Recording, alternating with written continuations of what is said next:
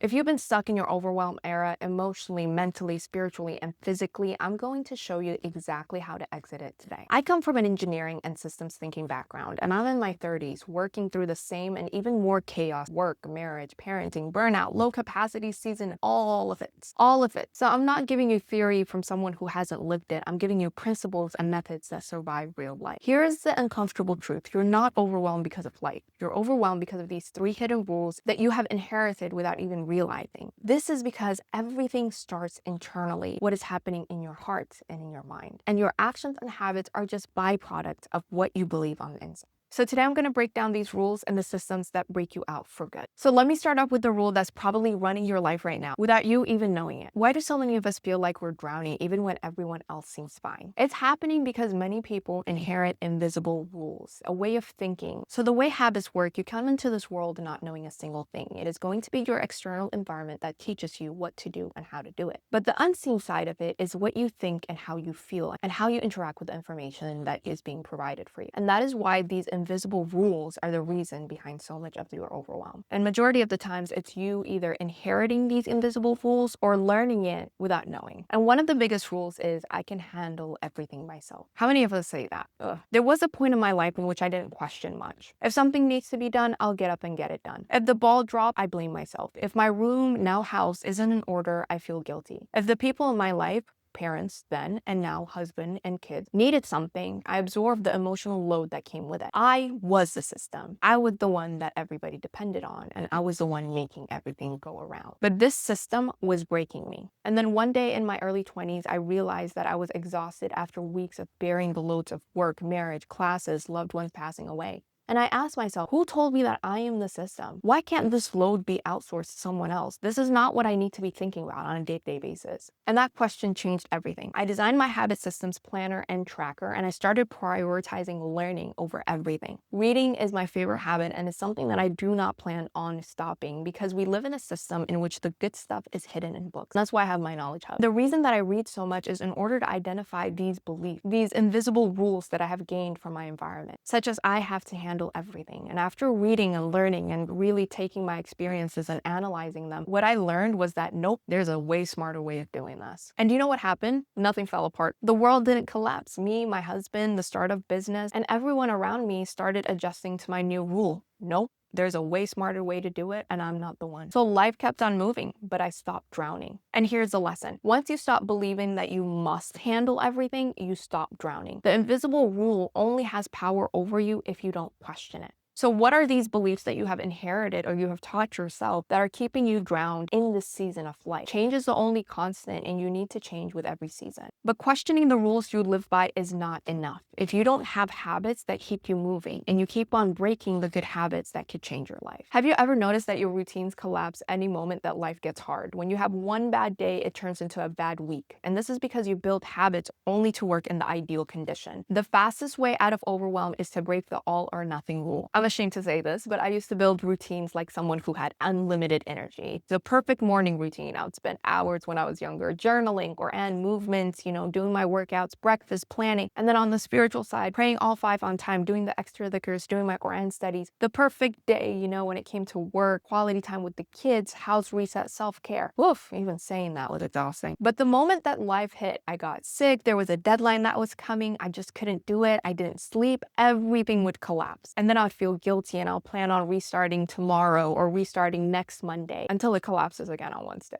So once I realized this, I started building habit systems that worked for my worst days, and I call them my low energy habits for each category of my life. So I have a 6-category system: mind, body, soul, which is in the self area, and then work and space, and then relationship. So I planned it out on my habit systems planner, and I put it in my habit tracker, and I edit it down depending on the hardest seasons of my life in order to find out what is the smallest thing that I can do every single day in order to feel good. And after 6 weeks of doing that and editing it, like you not wanting to track and wanting to give up and still doing it, I started figuring out what my bare minimum was, and something shifted inside of me. I stopped being that person who kept starting over. My early 20s was all of that. I would start over again. Like it just, that's so exhausting. And then with this training, I became that person who never stopped. I was never at 0%. I do not care. Maybe I'll be at 1%. Maybe I'll be at 5%. The zero is not an option for me because I really understand math. Suffering through a top 10 engineering university is not for waste. And I understood the concept of compound effect.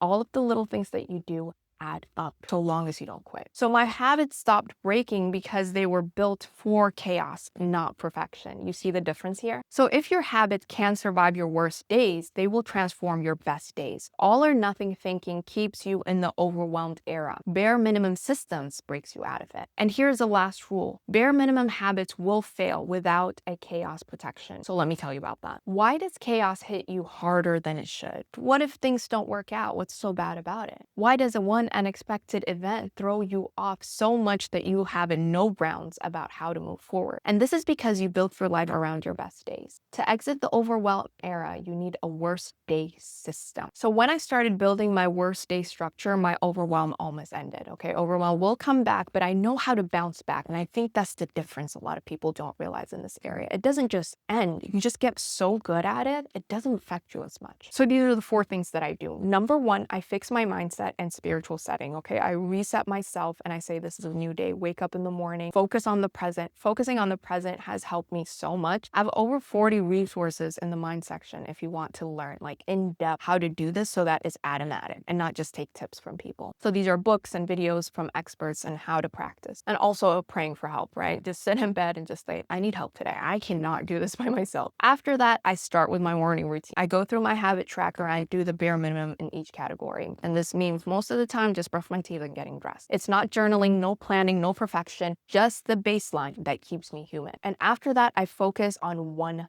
task. So not a to-do list. I don't even have time for a to-do list to even write things down anymore. I can't find a pen. I can't even take out my iPad without my kids jumping me, you know? These are luxuries I can no longer afford. So this is the one thing that moves the needle. Everything else, secondary. It could be as simple as doing the laundry because it's going to be havoc the next day. But I bring my mind to focus on that one thing. And then the last one is that I have emergency boundaries. When chaos hits, I go straight to my husband. I am on low energy mode. I need 30 minutes to pray, and then I need to take a nap because I've been up since 2 a.m. Okay, that's usually my day, okay? I wake up really early. I love having this peace and getting into flow mode. The other thing is I go on a social media detox. I used to do this once a week for about 24 hours. Now I do it almost every single day. I have an app that I pay for to lock me out. So I protect my energy like it's sacred because it is. Energy is something that you don't get back. You just have to wait until you regain it through other means, like, going to sleep and eating more. Even though life is still unpredictable, it stopped feeling like it's unpredictable. Like habits, your bad days also have a pattern as well, and you can hack it. And it's not because chaos disappears, but because my system stopped collapsing every time chaos showed up. Do you see the difference? Because this is key. You do not control life's chaos, but you can control whether it destroys your capacity. And a worst day system is how you can exit the overwhelm era almost permanently. It will keep on coming, but you have a system to know where to start so that you can get the outcome that you want. You see the difference between systems and just like living your life by the wings of your flies? No, that does not sound right. Forget it. Seats of your pants.